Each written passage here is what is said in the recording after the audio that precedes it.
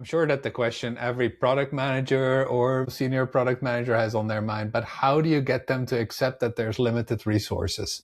The age-old question of limited resources. I make a really hard push to make sure that folks understand that. So like when I put the roadmap out, I say, okay, hey, this is the roadmap. Here's how much extra capacity. So I know that things will come up. And so I try to allocate like about 20-25% of the roadmap for things that might pop up. So okay, this is how much you have in your bucket. This is what you can use. If you bring me anything, we're going to figure out if you're taking money out of my bucket or if you're taking stuff out of the roadmap, right? Right.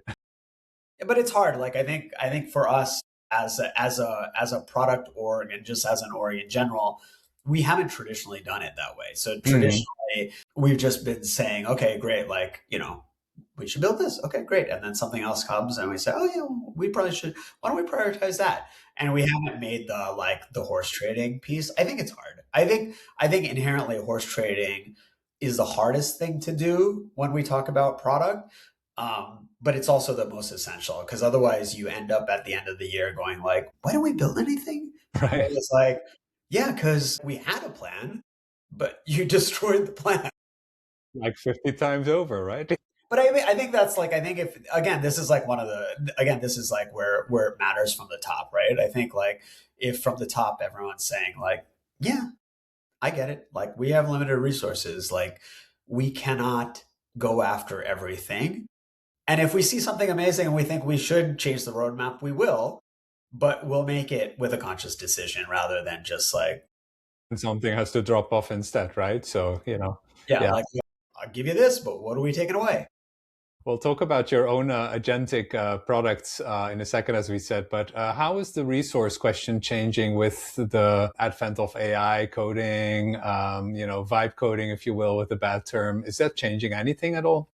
Oh my God, so much. It is changing so much. Like we are using, especially our product and edge team is using, we're using Claude. We're mainly using Claude. Uh, Hmm.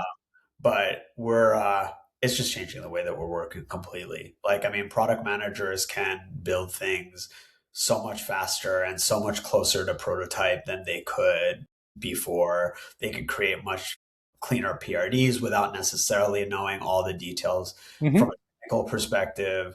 Engineers can work a lot harder than they ever could without actually working. I mean, I'm not again. They're working their butts off, but I think that you can get a lot more output given what you can do now with AI. So So you like, do actually see like a productivity increase, even if like maybe the kind of work changes from pure coding to more like supervising and managing agents and stuff like that.